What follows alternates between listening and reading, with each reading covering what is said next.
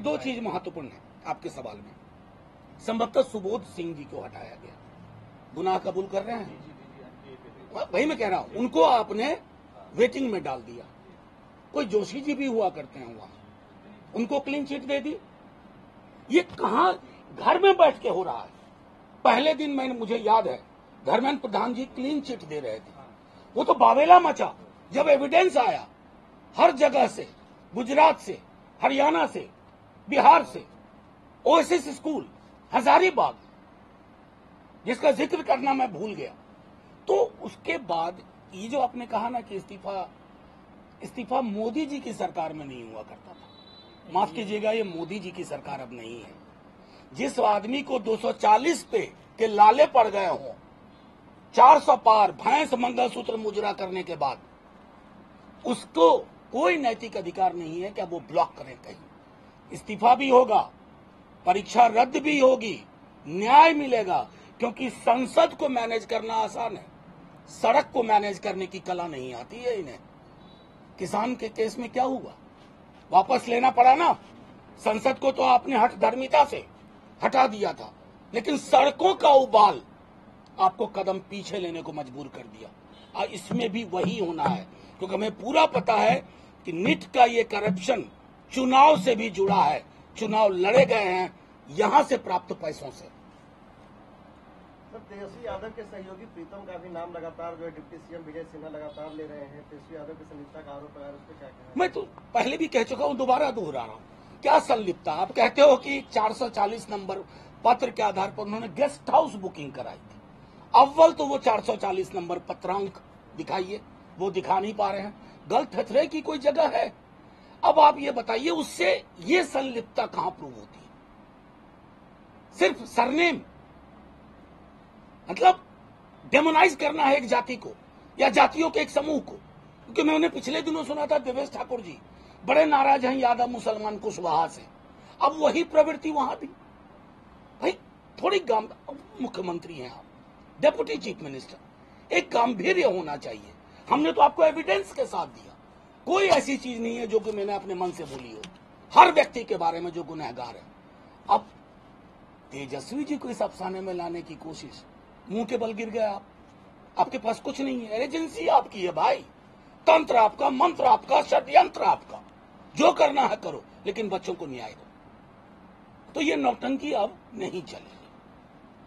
जी मंत्री का कहना है कि जो कोचिंग सेंटर होंगे नियमों का पालन करना होगा। देखिए, ये कमाल की बात हो रही है। आग लग गई, आप कह रहे हैं कि माचिस की तीली ने लोग ना रखें। ये बात होती है, ये तार्किक है कहीं से? कोचिंग सेंटर पर अलग से बात करिए ना। अगर कोचिंग सेंटर आपके एग्जाम को रिक कर रहा है तो गुनहगार मैं कोचिंग सेंटर को मानूं या मंत्रालय और उसकी संरचना को? आप तय कर लीजिए, गुनहगार असली कौन है? ये तय करना, मैं समझता हूं इस दल, इस पार्टी के साथ और इस गवर्नमेंट के साथ इनका विजडम इंडेक्स 0 पे है। 0 विजडम इंडेक्स के साथ आप बच्चों के साथ, युवाओं के साथ न्याय नहीं कर सकते। सर, न्याय को लेकर के सरकार ने सीबीआई जांच बिठा दी, बिहार में सीबीआई जांच को लेकर के। उसके अलावा एनटी सुबोध को भी हटा दिया गया है। तो क्या आप समझ रहे हैं कि कहीं ना कहीं छात्रों को न्याय मिल रहा है, सरकार भी उनको न्याय देने को लेकर के नहीं, छात्रों को न्याय तभी मिलेगा जब आज से लेकर के पुरानी परीक्षाओं का अवलोकन हो और इस परीक्षा को दोबारा करवाइए। आप उन बच्चों को देखिए, अभी पीजी नेट आपने कैंसिल किया, बच्चे अपने अपने केंद्र पे पहुंच चुके थे। अरे क्या बना के रख दिया है साहब आपने। आप कहते हैं 70 साल में इस देश में कुछ नहीं हुआ। सचमुच पेपर लीकेज इस स्तर पर नहीं हुआ। आपकी सरकार लीक कर रही है, जगह जगह से लीक कर रही है।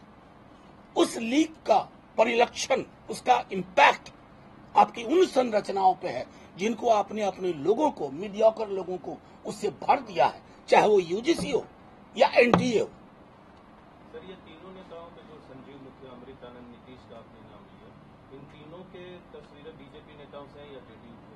संजीव मुखिया दोनों के मिक्स्ड है और बड़ी अच्छी तस्वीरें हैं। उसमें कहीं कोई क्या कहते हैं, मतलब इफ बट नहीं है, किंतु परंतु नहीं है।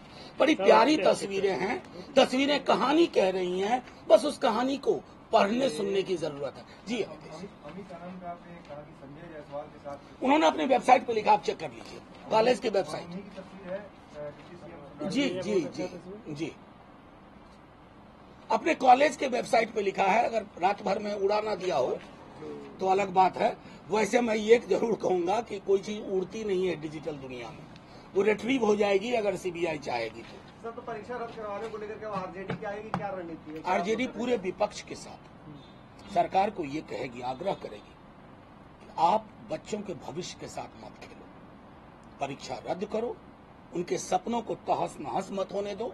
और मैं दोबारा दोहरा रहा हूं, ये जो एनटीए है ये टॉर्चर एजेंसी में तब्दील हो गई है, ये फ्रॉड है। इसको चॉइस है गवर्नमेंट की, या तो अरेबियन सागर में या बे ऑफ बंगाल में, दोनों में से जो उनको अच्छा लगे वहां फेंक दें। सर, बड़ी तादाद है बच्चों की, 24 लाख बच्चे बताए जाते हैं।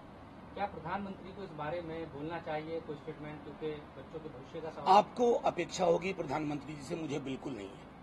1.25 साल से मणिपुर जल रहा है, मुंह से मछली बोले, मुंह से मटन बोले, मुंह से मंगलसूत्र बोले, मुंह से मुजरा बोले, मुंह से मणिपुर नहीं बोले। तो ऐसे व्यक्ति से मेरी अपेक्षाएं शून्य है। हालांकि अगर एनडीए के दोनों पार्टनर जो अब हैं, जिनके कंधों पे ही ये सरकार चल रही है, चंद्रबाबू जी और नीतीश जी, अगर उनकी अंतरात्मा जाग गई तो शायद मुंह से मणिपुर भी बोले और एन से नीट भी बोले। बस उसी का इंतजार है। थैंक यू, शुक्रिया। कुछ पार्लियामेंट हाँ, Sir, Pro-Tem Speaker, there are a lot of issues on Pro-Tem Speaker while the government say that they are going by the rule, and because there is uninterrupted 7 terms for Mr. Mehtab, that's why he has been made Pro-Tem Speaker. Opposition is an anti. I'll tell you, leaders from BJP who have been saying this, they should look at the idea of Pro-Tem Speaker and the choice of Pro-Tem Speaker from 1952 onwards. There have been traditions.